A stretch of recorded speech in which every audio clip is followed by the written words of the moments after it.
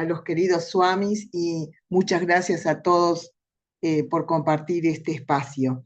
En primer lugar, bueno, continuando con el ciclo de las charlas sobre ciencia y espiritualidad, yo quiero aclarar que no soy científica y que lo único que hago es compartir algunas reflexiones filosóficas sobre esta temática tan actual, ¿no es cierto? Y que justamente la primera pregunta es que debemos hacernos de qué sentido tiene esto.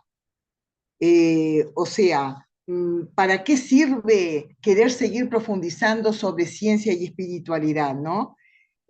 Todos estos grandes científicos, místicos, filósofos, tanto de la antigüedad como actualmente, nos muestran que todos somos manifestación de lo uno. Por ejemplo, si Ramakrishna Paramahansa, una gran enseñanza, decía, conoce lo uno y conocerás el todo.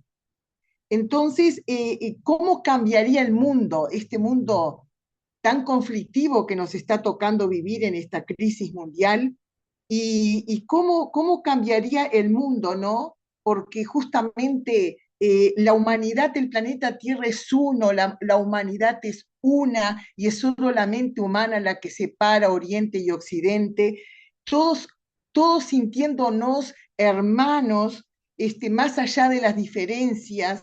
Me parece que eso es clave para espiritualizar la vida cotidiana. Y justamente esa gran pregunta, ¿no? De encontrarle el sentido. Vuelvo a esa pregunta clave que nos va llevando, como se dijo hace un ratito, a niveles más profundos de conciencia, a despertar una conciencia de unidad con toda forma de vida y sobre todo, que es lo que nos da el verdadero sentido de por qué estamos acá, al autoconocimiento. O sea, es un deber que tenemos con nosotros mismos de encontrarle sentido a nuestra vida, de saber quiénes somos. Y justamente llevarnos a eso que también mencionaba recién Carlos, ¿no? Porque lleva una conciencia de que somos seres universales, que somos seres espirituales, como él dijo recién, viviendo una experiencia humana, que es una gran frase del sacerdote jesuita Taylor de Chardin. Entonces, en algún determinado momento de nuestra vida y sobre todo cuando vivimos situaciones límites, al ser humano le irrumpen y le nacen las preguntas de ¿para qué estoy aquí? ¿Qué sentido tiene mi vida? ¿No? ¿Quién soy? ¿Cuál es el verdadero propósito? Sea buscando una meta que sea una meta suprema. Y estas enseñanzas de estos grandes sabios nos muestran justamente que la gran meta es justamente respondernos a la pregunta quién soy y a la autorrealización, a la realización de quién soy. Y nos muestran que somos aquella conciencia, ¿no? Saber que sin conciencia no hay experiencia. Bueno, hay una conciencia pura, hay algo que me habita, hay algo que es permanente en mí, y justamente Carlos hablaba de viveka, de la necesidad del discernimiento, ¿no? Y que somos libres para elegir. Si vamos caminando hacia esa conciencia que algunas escuelas llaman purusha y que distinguen de prakriti, del mundo fenoménico cambiante, y somos libres de elegir. Si elegimos la prakriti, y ahí estaríamos adoptando algo velado, algo que está danzando en las olas en el océano, o si elegimos el camino de esa meta suprema de nuestra realización, de que somos conciencia pura. Entonces, acá recordemos, porque se dio mucha información el sábado pasado, y está bueno que nuestro cerebro funciona por repetición, repetir algunos conceptos, ¿no?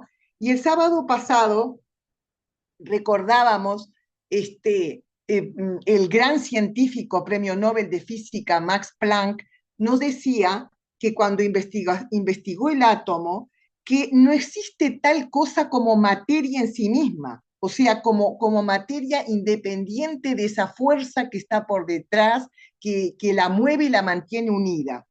Esto me parece muy importante porque justamente Carlos habló de esa energía primordial y hablamos de energía, hablamos de fuerza, hablamos de la fuente de toda la materia. Y mencionábamos a un libro de Ken Wilber, ¿no? Cuestiones cuánticas, escritos místicos de todos estos físicos, premios Nobel, los físicos más famosos del mundo. Y en ese libro, en la introducción, recordábamos a una gran pregunta que también recién Marina la mencionó, que es la pregunta sobre la realidad con mayúscula.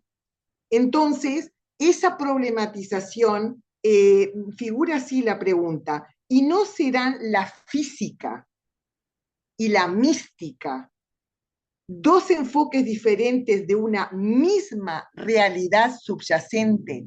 Esa realidad con mayúscula, que subyace detrás de todo, esa unidad detrás de la diversidad, ¿no? Ocupó las mentes de qué es la realidad, qué es lo real, de grandes filósofos, desde los rishis védicos, y de grandes filósofos de Oriente y de Occidente. Y justamente Swami Vivekananda, en el libro Jnana Yoga, que es uno de los senderos que Marina mencionó, los 4 senderos, bueno, el sendero del conocimiento, nos hablaba del discernimiento como práctica espiritual, Viveka, que recién decía Carlos. Entonces, eso es lo que va a permitir distinguir entre lo real, esa realidad, ¿no? Entre lo real y lo irreal, pero todavía para dar un escalón más profundo y elevado, que es distinguir entre lo real y lo irreal y renunciar a lo irreal. O sea, lo real, que es lo absoluto, lo permanente, el ser supremo, nuestra verdadera naturaleza, nuestra esencia, y lo irreal, que es eso cambiante, pasajero, superfluo. Entonces nosotros, autoobservándonos, sabemos, ¿no? Y sentimos que seguimos siendo los mismos a pesar de todo el cambio en nuestro físico, a pesar de que nuestras emociones y nuestros pensamientos están cambiando continuamente. Bueno, ¿qué es eso que permanece en nosotros?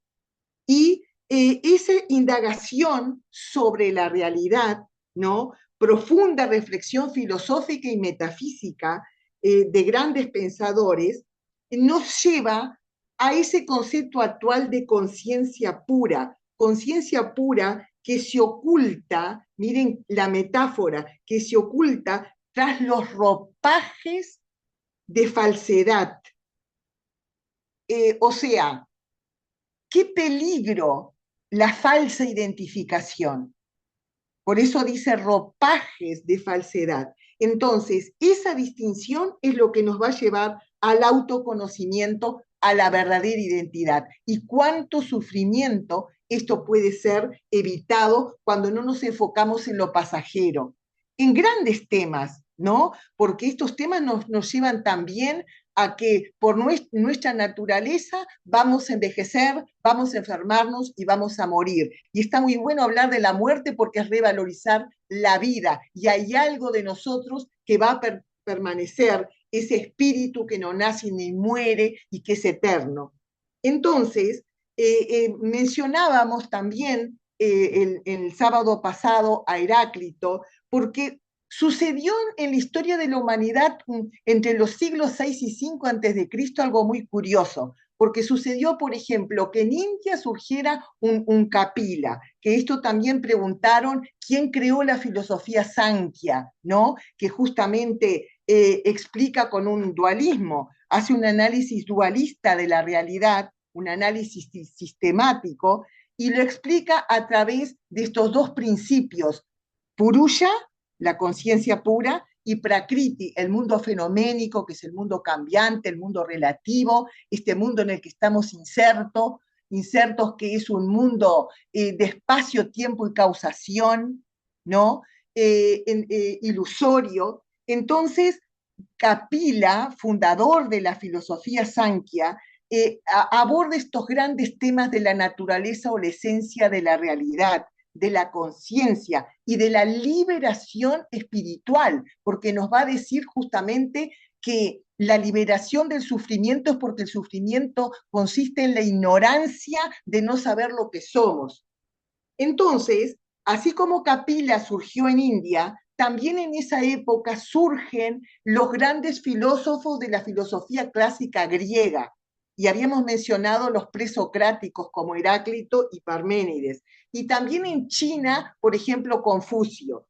Entonces, esos primeros filósofos como Heráclito y Parménides ya encontraban esa búsqueda de lo que está por detrás del mundo fenoménico, que sería ese mundo de Prakriti que recién mencioné, ese mundo cambiante.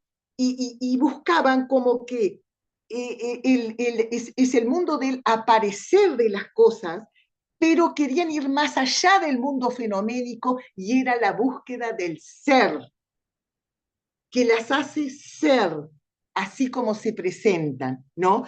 Grandes temas metafísicos.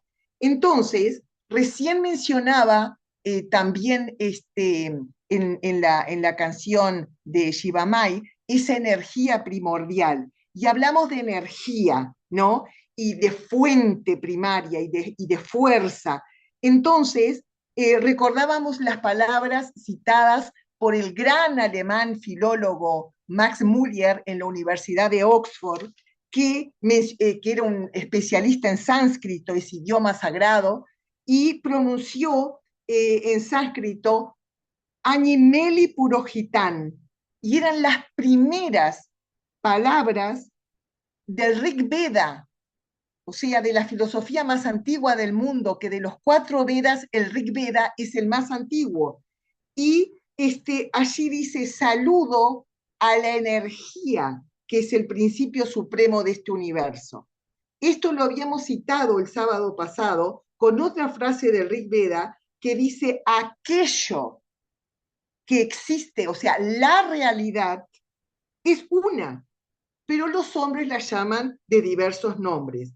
En sánscrito, tatuam así significa tú eres aquello. Ahí está la gran respuesta de nuestra verdadera naturaleza, ¿no? La verdadera naturaleza que llamaban Atman, que está identificada con Brahman. Y esta palabra Brahman, ¿no es cierto?, muestra esa unidad fundamental entre el macrocosmos y el microcosmos. Gran tema del Bhagavad Gita, ¿no? La unidad de Atman y Brahman. Yo soy este mundo entero, como decía Sri Ramakrishna, el maestro de Swami Vivekananda. ¿Y qué es esto de que somos ese principio, ¿no? Autoconocimiento profundo. Ese principio no conoce de nacimiento, ni muerte, ni dolor, ni sufrimiento. Es absolutamente libre. Nosotros somos esa esencia espiritual, ¿no? O sea, ¿qué es esa divinidad desde el punto de vista vedántico? Porque esta filosofía Sankhya hace grandes aportes a la filosofía Vedanta, se relacionan íntimamente, así como hoy que se celebra el Día Internacional del Yoga, también al sistema filosófico del yoga, ¿no? Por eso mencionaba Marina los Yoga Sutras de Patanjali, que eso están en el Raya Yoga de Vivekananda, y Vivekananda es uno de los comentaristas de los Rayas, de los Yoga Sutras de Patanjali. Patanjali fue un gran sistematizador de todo el saber antiguo oriental, así como Aristóteles fue el gran sistematizador de la filosofía clásica griega. Entonces, Patanjali diríamos que lo ubicamos como esa base fundacional del sistema filosófico del yoga, que de las 6 escuelas filosóficas, la Sankhya, Vedanta y Yoga son las que más mencionamos. Entonces, ¿qué es esa divinidad desde el punto de vista vedántico? Bueno, los Vedas tienen una parte ritualística y una parte filosófica. La parte filosófica recibe el nombre de los Upanishads. En los Upanishads diríamos que el conocimiento más elevado es la filosofía Vedanta, ¿no? Es lo que significa la etimología de Vedanta. Entonces, en los Upanishads se habla de Brahman, como vamos a la etimología de la palabra Brahman, sale de Brij, que es infinito, que alude, refiere a esa expansión, como aquello cuya extensión, poder y gloria no puede ser medido. Y en sánscrito se usan tres palabras, Sat, Chit, Ananda, o sea que refiere a la existencia absoluta, al conocimiento absoluto y a la dicha absoluta. Entonces, así como mencioné a Sri Ramakrishna, el maestro de Swami Vivekananda, y que citamos a Swami Vivekananda con el Jnana Yoga y el Raja Yoga, citemos también y recordemos a la consorte espiritual de Sri Ramakrishna, Sri Sarada Devi, que sus últimas palabras a la señora que la acompañaba tienen tal relevancia en esto de la conciencia de unidad, de ejemplo de discernimiento, de viveka, esta práctica espiritual, porque sus últimas palabras es una enseñanza que está diciendo a toda la humanidad y nos está diciendo a nosotros hoy. Y le dijo, aprende a ser tuyo el mundo entero. Nadie es un extraño, el mundo entero te pertenece. Despertemos esta conciencia de unidad. ¿Qué ejemplo de discernimiento? Le dijo, como que nada te es ajeno. Busca el bienestar de todos, esa es una forma de purificar nuestra mente. No veas faltas en los demás, más bien ve tus propias faltas. Y Swami Vivekananda, justamente, voy a tratar de terminar acá para motivarlos para el próximo mes, porque el próximo mes estos grandes temas en sánscrito, estas palabras, ¿no? Que Prakriti se compone de Akasha y Prana, que es materia y energía, que todo es vibración de energía. De eso se está ocupando la ciencia hoy. Y vamos a empezar a analizar esas grandes conferencias de Swami Vivekananda que trata estos temas de cosmología y que el gran científico Nikola Tesla asistió y que a partir de ese momento comenzó a incluir en su literatura estos términos en sánscrito. Bueno, muchas gracias. Chaitakur Chaimá.